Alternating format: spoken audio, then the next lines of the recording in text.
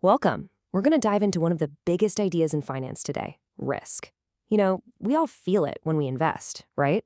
But how do you actually put a number on it? Well, we're going to see how analysts use one single number, standard deviation, to grab that feeling and pin down the very boundaries of financial uncertainty. So let's just start right there with the big problem. How do you take that gut feeling of risk, that mix of hope and dread you feel watching the market, and turn it into something real, something you can actually work with? Because to make smart decisions, you've got to get past the emotion and find a way to measure the uncertainty itself. All right, so to put a number on risk, we first have to speak the market's language. And in finance, the word for that unpredictable up and down movement in an investment's value is volatility. Getting a handle on this is step one. At its heart, volatility is really just how much an investment's price bounces around.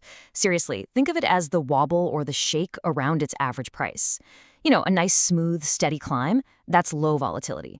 But a wild, jagged path with huge peaks and terrifying drops, that's high volatility. So on one hand, you've got low volatility investments. They're stable, they're pretty predictable, and the returns are all clustered tightly around the average. That just means lower risk.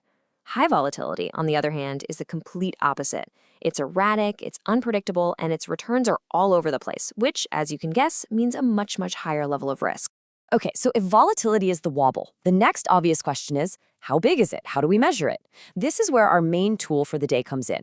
It's called standard deviation, and it's the #1 metric the entire financial industry uses to put a hard number on that wobble. And the definition is actually super intuitive. Standard deviation is just a number that tells you how spread out an asset's returns are from its average. That's it. A small standard deviation means the returns are all huddled together around the average. A big one means they're scattered far and wide. It's really that simple. Now, what's really fascinating here is the logic behind how it's calculated. First, you find the center. That's just the average return. Easy enough. Then you measure how far away each individual return is from that center. But here's the crucial step, step 3. You square each of those distances. Why on earth would you do that? Well, it does two really important things. It makes all the numbers positive, sure, but more importantly, it gives way more weight to the extreme outcomes. A huge loss or a massive gain gets amplified, which totally reflects how we feel risk in the real world. Finally, you just average those squared numbers out and take the square root to get it back to a percentage that makes sense. So now we have a number. Great, but a standard deviation of, let's say, 15%? What does that even mean? It's pretty useless by itself. To really unlock its power, we need a way to interpret it. And that framework, that key, comes from the famous bell curve. See, if an asset's returns are normally distributed, which is just a fancy way of saying they look like a symmetrical bell shape, then standard deviation suddenly becomes this incredibly powerful map. It literally tells us the probability of where future returns are most likely to land. And here's how that map works. For any normal distribution, about 68% of all outcomes, that's more than 2/3 of the time, are going to fall within one standard deviation of the average. This is your most common, most probable zone of performance. Now, if you widen that range to 2 standard deviations away from the average, you've suddenly captured about 95% of all possible returns. For most of us, this is the practical boundary of what to expect. It covers the vast majority of all the good days and all the bad days. And if we go all the way out to 3 standard deviations, well, now we've accounted for 99.7% of all outcomes. Just about everything that could possibly happen falls within this huge range. An event that happens outside of this is a true black swan, a massive statistical outlier. So you see, standard deviation gives us these defined zones of probability. Okay, that's enough theory. How does this actually play out in the real world? Let's take a look at how an analyst would use standard deviation to compare two investments and make a really important decision. Okay, check this out. It's a classic scenario. We've got a stable, boring blue chip company and a flashy, high-growth tech startup. Notice anything interesting? They both have the exact same average annual return, 7%.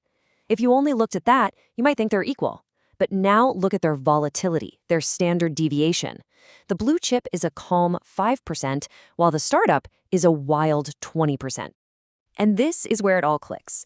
When we apply that 95% probability rule, the blue chip company's return will likely land somewhere between a small 3% loss and a solid 17% gain.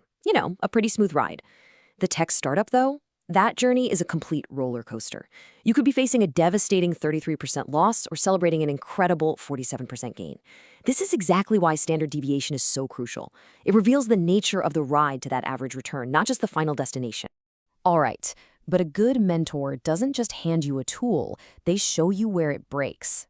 Standard deviation is incredibly powerful, but it is not perfect, and a really smart analyst always knows its blind spots. So there are three really big limitations to keep in your back pocket. First, it treats a huge gain and a huge loss as equally risky because they're both far from the average. But as investors, we love those upside surprises, right? Second, because of that squaring step we talked about, one single crazy event can dramatically inflate the standard deviation, making an investment look way riskier than it actually is on a normal day. And finally, it works best when the data fits that perfect, neat little bell curve. But real markets, they often have what we call fat tails, meaning crazy events happen a lot more often than the model would predict. So to get a more sophisticated view, professionals will use other tools. Let's just quickly compare standard deviation to something called the Sortino ratio. While standard deviation measures all volatility, the good and the bad, the Sortino ratio only cares about downside volatility. It only measures the bad kind of risk, the risk that leads to losses. It focuses specifically on the risk of falling short of your goal, which gives a much clearer picture of the risk we actually care about avoiding. And all this brings us to one final thought. Is the goal of measuring risk really to avoid it completely? Or is it about something deeper? Is it about truly understanding the boundaries of your own uncertainty? Standard deviation doesn't make risk vanish. What it does is give you a map.